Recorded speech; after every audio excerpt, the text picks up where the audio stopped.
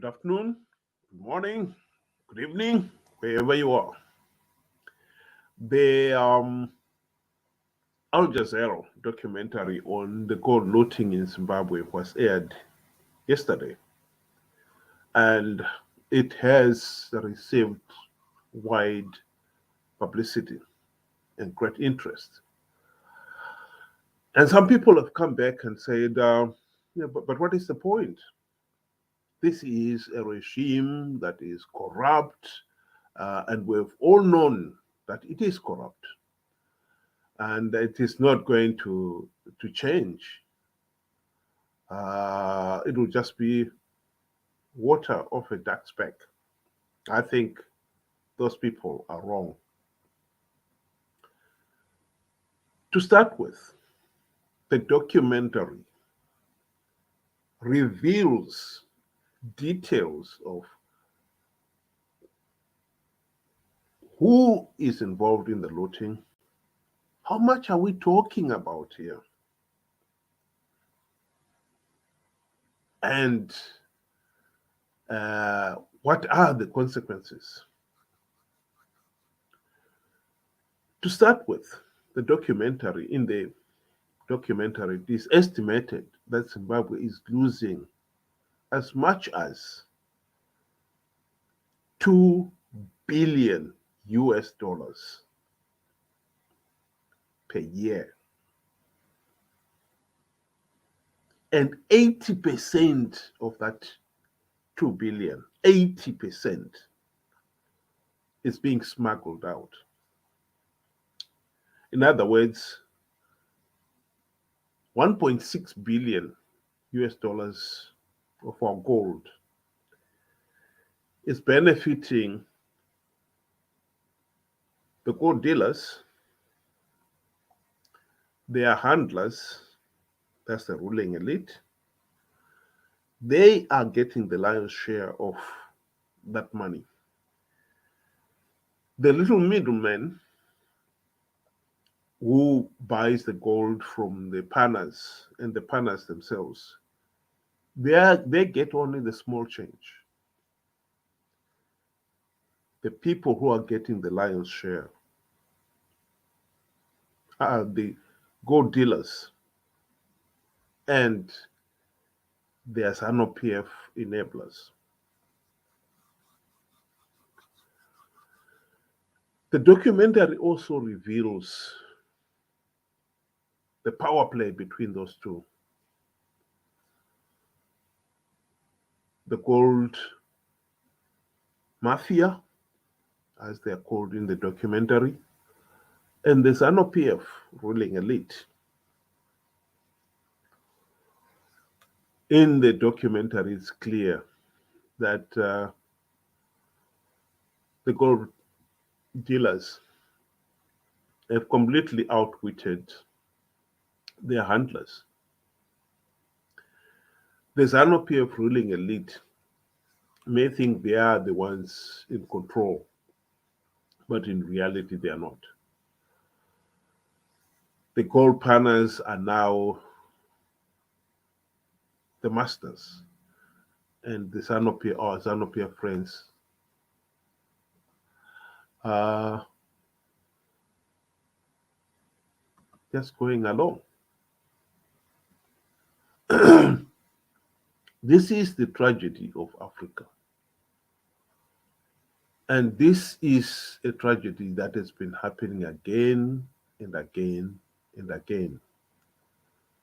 And it is really nauseating.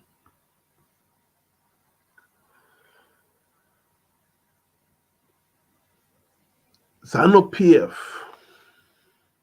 would want to believe, of course, that this is expose will be forgotten tomorrow, but it's not. To start with, Zanu PF has been using excuses like the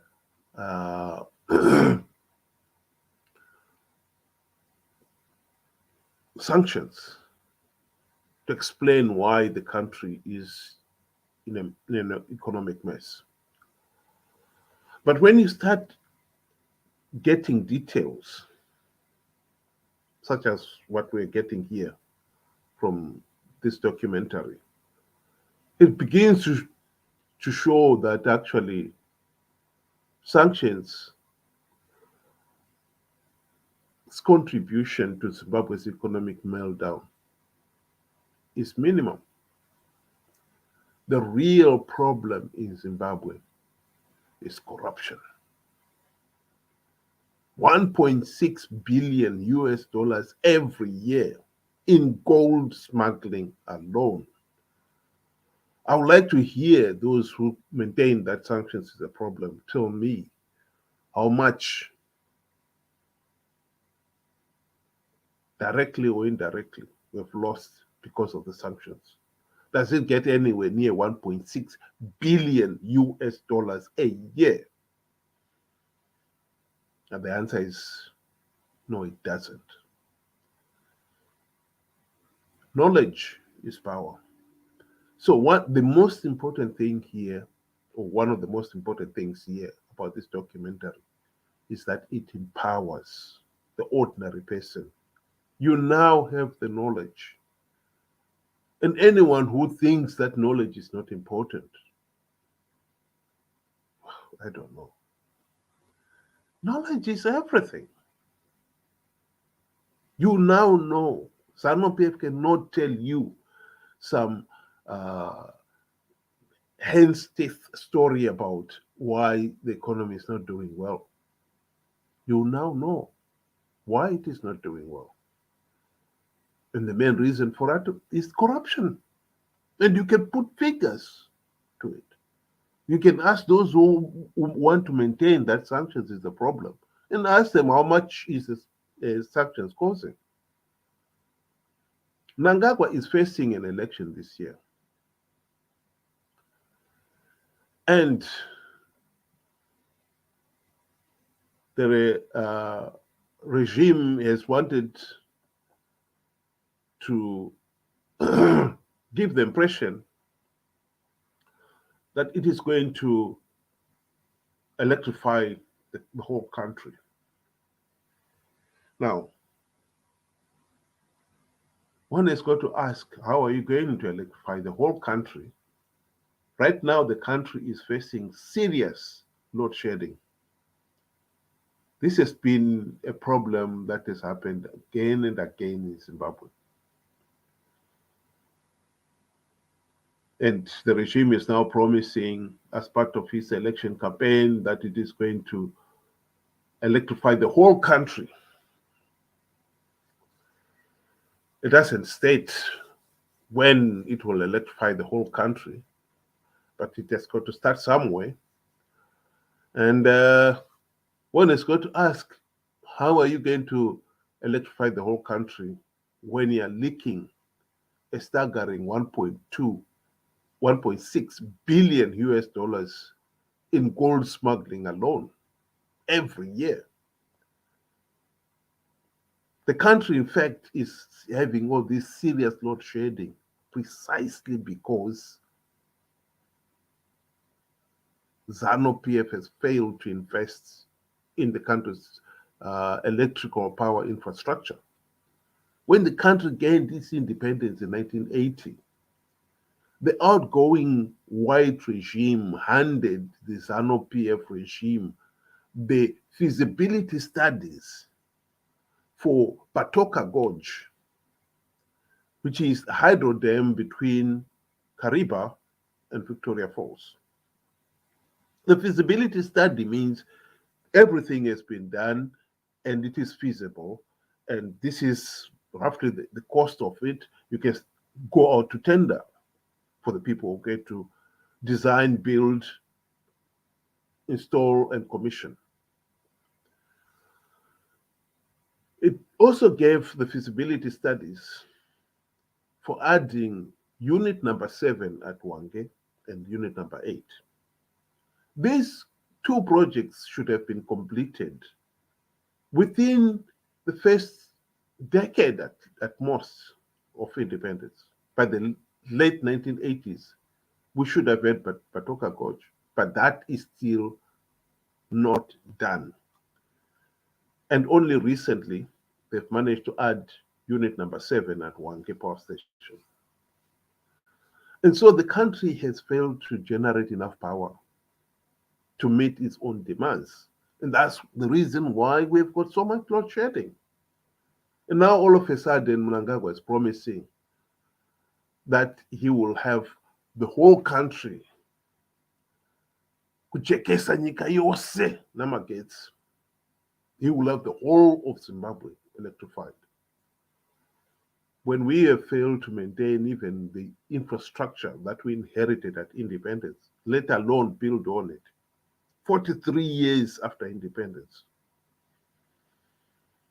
Now we know why the regime has been failing to deliver on those things. It's not sanctions, it's corruption.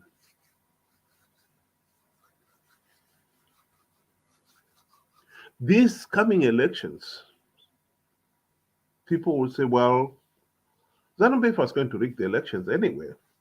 And I totally agree. And therefore, then it doesn't need, even if the expose shows that it's not going to fulfill its promise to improve the people's lives, it's going to rig the process anyway and win. Yes, that is very true. But the biggest problem for Zanu PF with this expose is that the whole world also knows that this regime is incredibly corrupt. And this is even more important to our regional friends, SADC, who have been endorsing Zanu PF rigged elections as free, fair, and credible, and give the regime legitimacy. Now they'll find it very difficult. Our friends south of the Limpopo River, the ANC government of South Africa,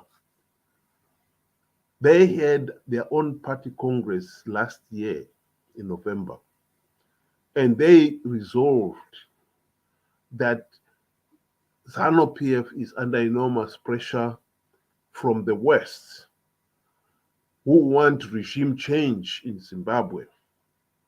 The whole point of the sanctions were imposed to make, to increase the economic hardships in Zimbabwe and force the people to vote Zanu PF out. And ANC has made a resolution that they would not allow regime change in Zimbabwe. In other words, they would see the results as, even if Zanu PF lost the coming election, 2023, which, as we know, they are not going to anyway, South Africa will still have endorsed Zanu PF as the winner because they don't want to see regime change in Zimbabwe. But now, South Africa will have to seriously reconsider that, because clearly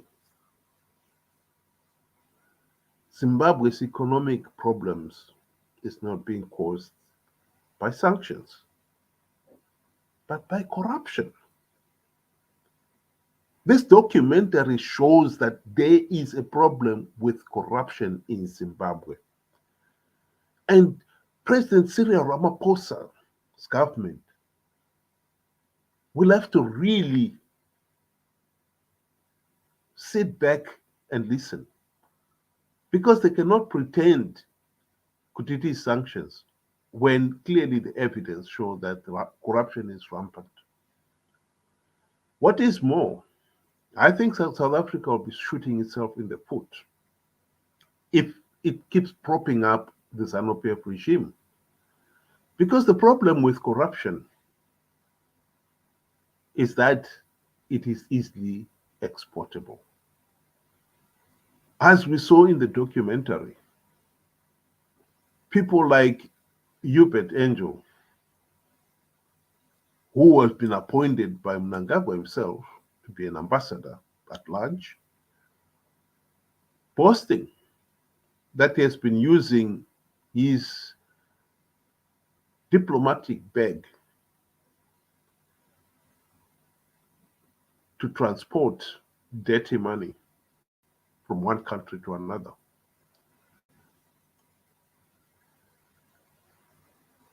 South Africa is having its own serious economic problems. But the last thing South Africa wants is find itself at the receiving end of a growing corruption problem. Because if you have got a well-oiled washing machine laundrette just across the border, a lot of South Africans may find it very tempting to be involved in corruption and get their looted wealth, money, cleaned up in Zimbabwe.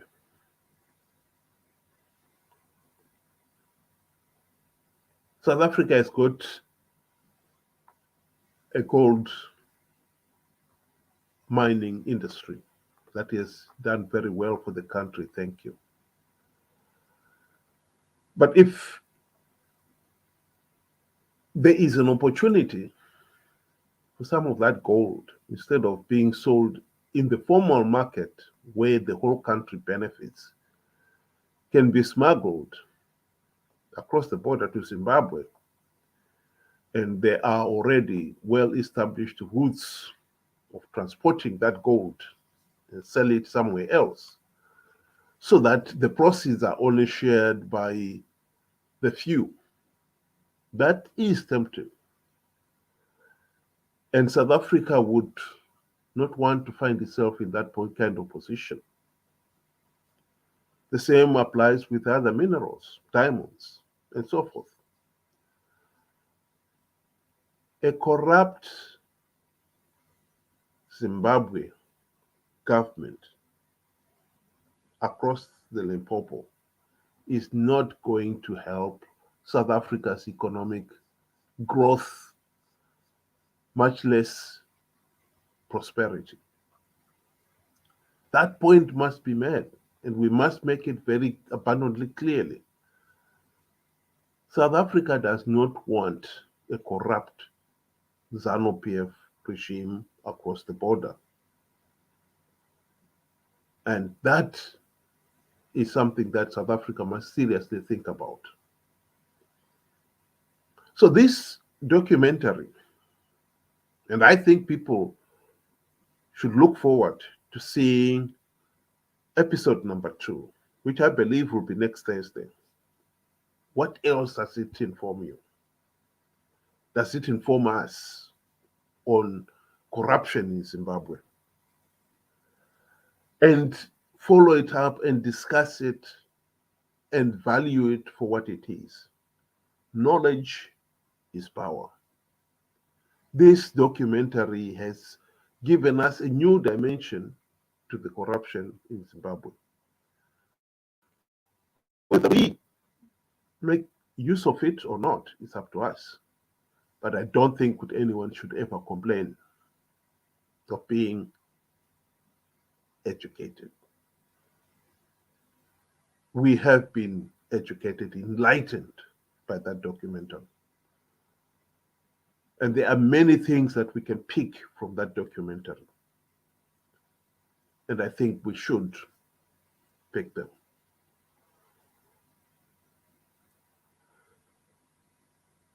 I would like to leave you with the argument that those who want to make you believe that Zanu PF will ignore the documentary and it will be business as usual, they are lying to you. I believe that if you were to be a fly on the wall in Zanu PF headquarters right now, I think you would think that you are in a funeral parlor. They will not be laughing in Zanu PF headquarters. This documentary has shaken the regime to the core. President Mnangagwa is the one who appointed Hubert Angel, the very man he called first ambassador, the man who on camera admitted that he is using the diplomatic bag to ship dirty money. He knows that that money is dirty from one country to another. He cannot now disown Hubert Angel as if he has never known him. Some of his connections are pretending that this is nothing. I think they're trying to put on a brave face. This could well mark the beginning of the end of Zanu PF. If it doesn't end Zanu PF right away, it is part of the drip that will end Zanu PF. The opportunity to educate, inform people on this and how the country is not going to move and the economy is not going to move. And trust me, they're not going to be investors flooding into Zimbabwe. The kind of people who would want to flood into Zimbabwe after listening to this documentary are the very people you don't want. This gold mafia, they can see opportunities here to exploit. And they are flooding into the country. But those are the people who loot the country and leave the country with absolutely nothing to show for it. When you say 80% of your gold is being smuggled out and you are not benefiting from, that is what it means. Only 20% is going through the normal system where the individuals who get the gold get to pay their income tax, if it's a company, corporate tax. The rest of it, if it's smuggled, those people do not pay any tax. The money they amass. Look at people like Hubert Angel. He likes to show off his wealth, and he is incredibly rich. But all that wealth is not going to help Zimbabwe's economic development. It's a dead end. This is one of the things about corruption. The corrupt use their money not for the good of the country and rarely invest it, even on a personal business that gets somewhere. Almost invariably, they waste it on luxuries, very expensive cars, big mansions, and a very expensive lifestyle. Dead end. Look at what Mugabe did. He went on to build that blue roof mansion at a cost of US 4 billion US dollars. That was enough money at the time to have built Patoka Gorge, for instance. That's the equivalent to people there of having a second Kariba Dam. And it would have been supplying power to the network all these years. Think of how much the country would have benefited economically over the years from that money. Instead, it built a blue roof mansion. And right now, Grace is hardly ever there. His two boys are hardly ever there. The house, the whole mansion is 4-story mansion is neglected.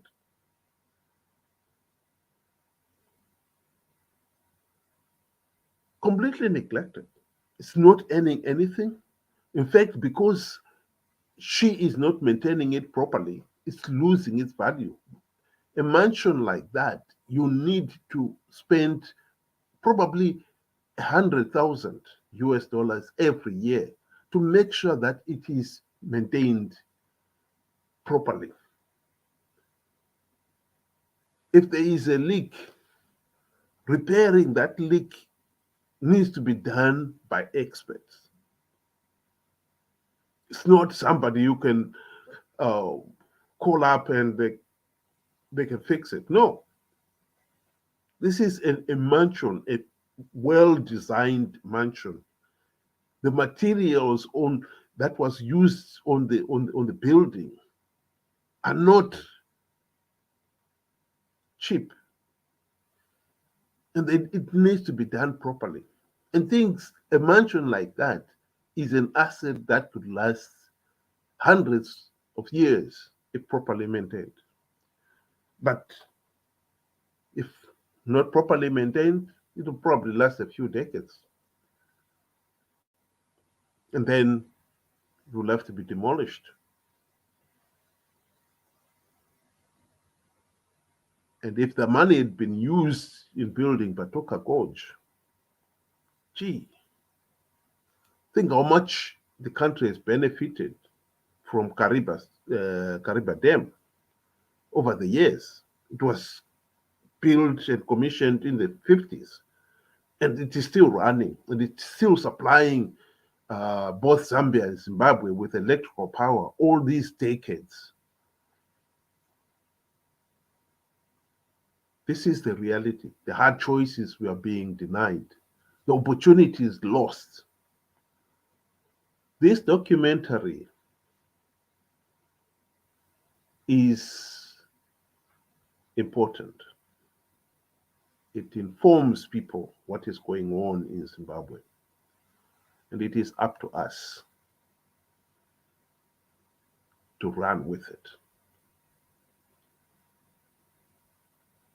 We can no longer be told by Zanu PF that the country is not doing well because of sanctions or some such scapegoat. Because now we can say, no, no, no, no, no. The country is not doing well because we are looting. You are looting the country's gold. And instead of it benefiting the country, it's only benefiting the few. $1.6 billion worth of gold every year. What the nation could be doing with that kind of money is unbelievable. We would not need to borrow money from the international community if that kind of money was available for the good of the country. This issue of electrifying the whole country, with that kind of money, that is when you can start building on what you have and over time start expanding it. In other words, the towns where the electrical power infrastructure is already there would be properly restored so that there is no load shedding. And then you start building on that to extend it to rural areas. That is what we're talking about here. Food for thought. Thank you very much and good night.